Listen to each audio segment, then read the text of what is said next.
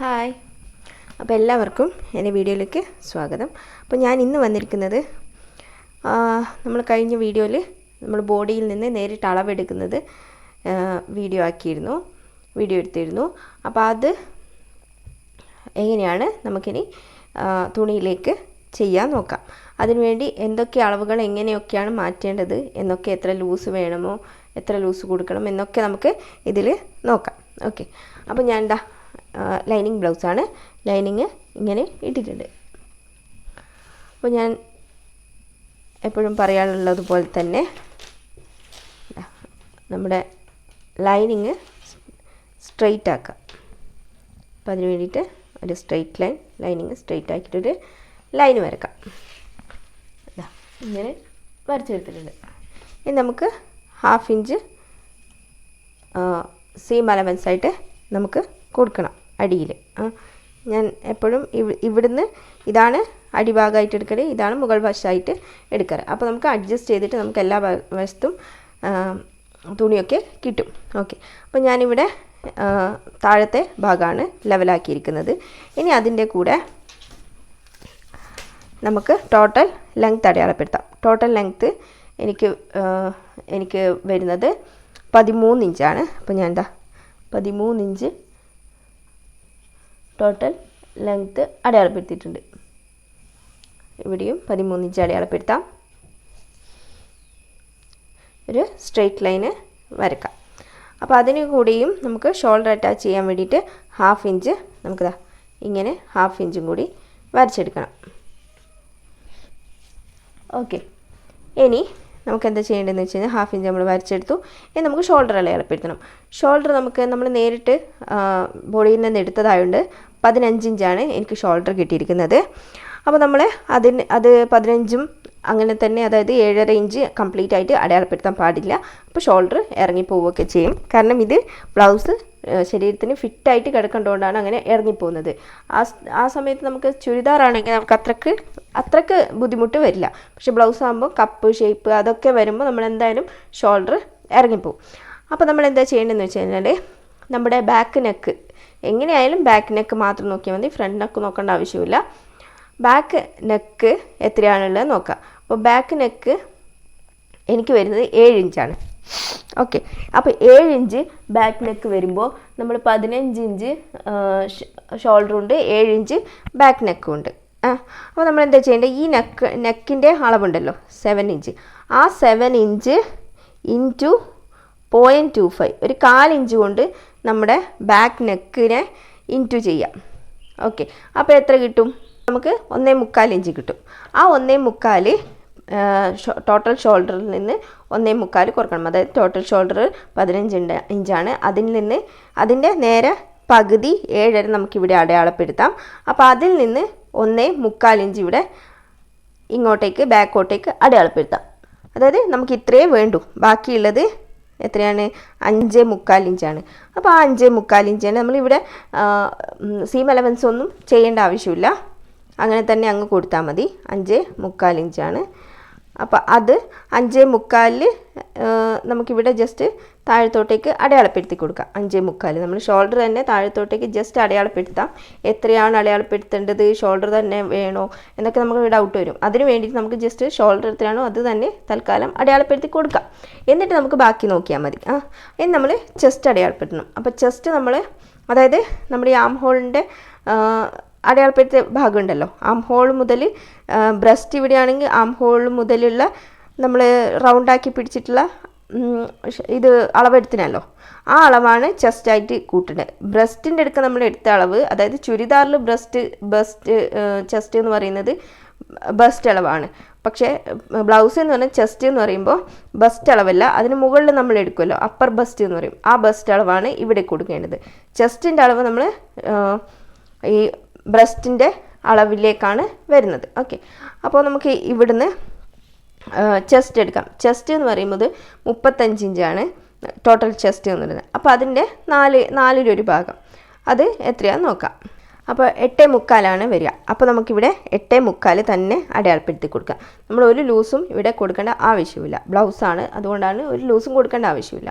കറക്റ്റായിരിക്കും. അപ്പോൾ ആ ഭാഗത്തൊക്കെ നമ്മൾ ചെസ്റ്റിൻ്റെ ഭാഗമൊക്കെ അളന്നെടുക്കുമ്പോൾ കസ്റ്റമർ ആണെങ്കിൽ അവരോട് ചോദിക്കുക എത്ര ടൈറ്റ് വേണം. അതായത് ഫസ്റ്റ് ഹൂക്ക് ഇടുമ്പോൾ നമ്മൾ എത്ര ടൈറ്റ് വേണമെന്നാണ് ആ ടൈറ്റാണ് ഇവിടെ കിട്ടുക. അപ്പോൾ എത്ര ലൂസ് വേണം, എത്ര ടൈറ്റ് വേണം എന്നൊക്കെ നമുക്ക് ഇവിടുന്ന് അളവെടുക്കുമ്പോൾ തന്നെ നമുക്ക് ചോദിച്ച് മനസ്സിലാക്കാവുന്നതില്ല. ഇപ്പോൾ നമ്മളത് സ്വന്തമായിട്ടാണെങ്കിൽ അങ്ങനെയും ചെയ്യാം. നമുക്ക് ഇഷ്ടമുള്ള അത്രയും ലൂസിലോ ടൈറ്റിലോ കുറച്ച് ടൈറ്റ് ആക്കണമെന്നുണ്ടെങ്കിൽ അങ്ങനെ ചെയ്യാം. അങ്ങനെ എടുത്താൽ മതി. ഓക്കെ, അപ്പോൾ ഇത് 8.25 ഇഞ്ചാണ്. അപ്പോൾ 8.25 നമ്മളിവിടെ കൊടുത്തു. അതിൽ നിന്ന് നമുക്കിതാ ഈ ഒരു ഭാഗത്തു നിന്ന് നമ്മൾ 8.25 ലാസ്റ്റ് വന്ന ഭാഗമുണ്ടല്ലോ, അവിടെ നിന്ന് എത്ര വരെ അളവുണ്ട് നോക്കാം. അപ്പോൾ എനിക്ക് ഇവിടം വരെ 3 ഇഞ്ചാണ് കിട്ടുന്നത്. ഓക്കെ, ആ 3 ഇഞ്ചിൻ്റെ പകുതി 1.5 ഇഞ്ച്. ഓക്കെ, 3 ഇഞ്ചിൻ്റെ പകുതി 1.5 ഇഞ്ച്.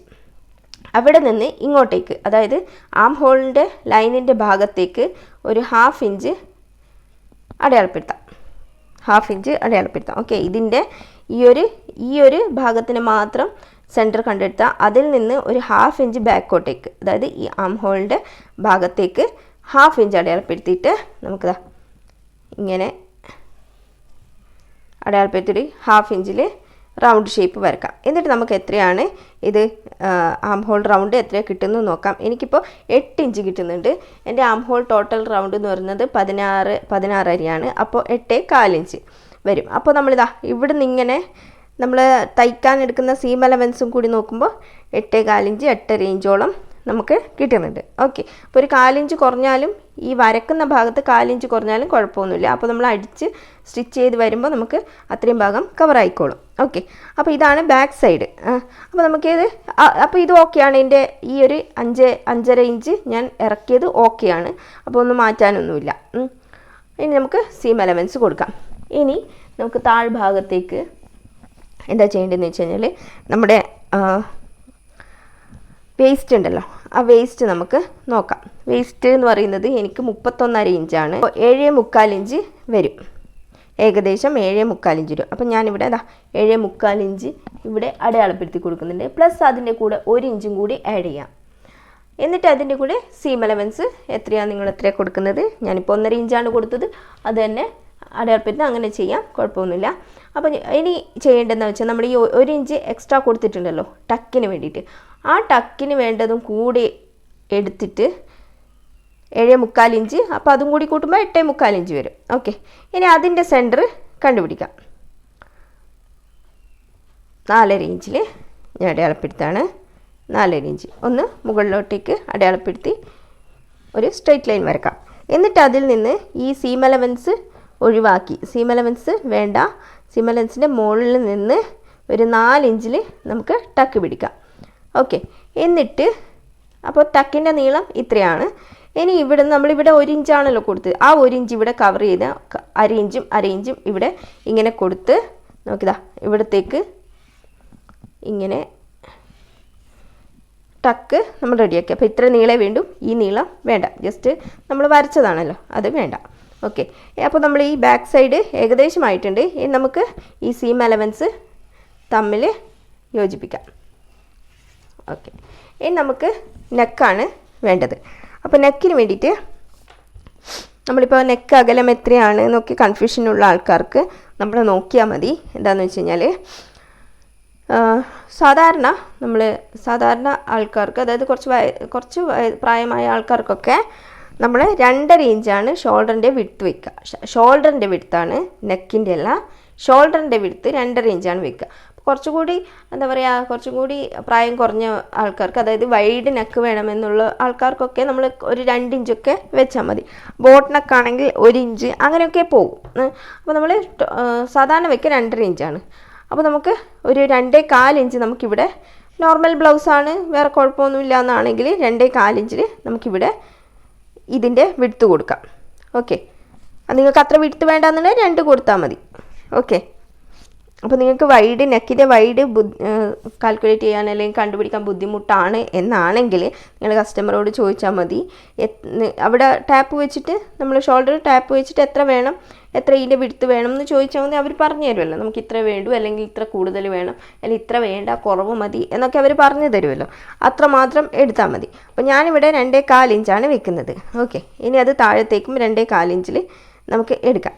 ഇനി അതിൻ്റെ കൂടെ ഇവിടെയും സീം അലവൻസ് പോകും. ഒരു 1/2 ഇഞ്ച്, നിങ്ങൾ എത്രയാണോ സീം അലവൻസ് കൊടുക്കാൻ ഉദ്ദേശിക്കുന്നത് അത്.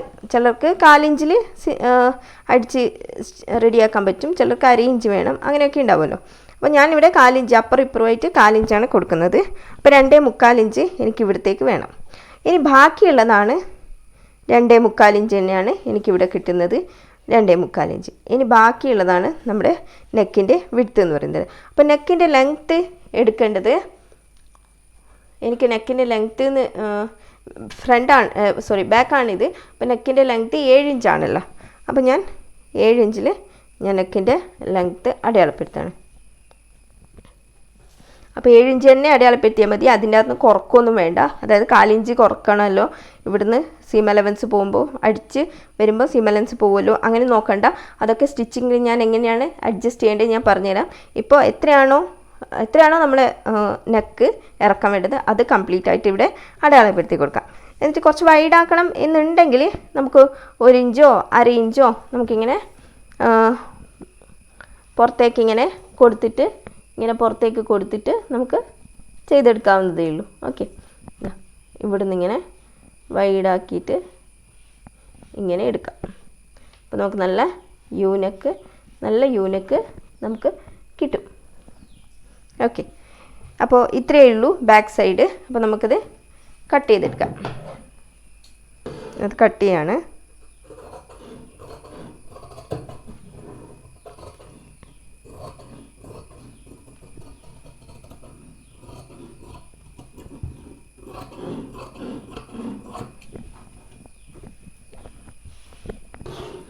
അടിഭാഗവും കട്ട് ചെയ്തെടുക്കാം.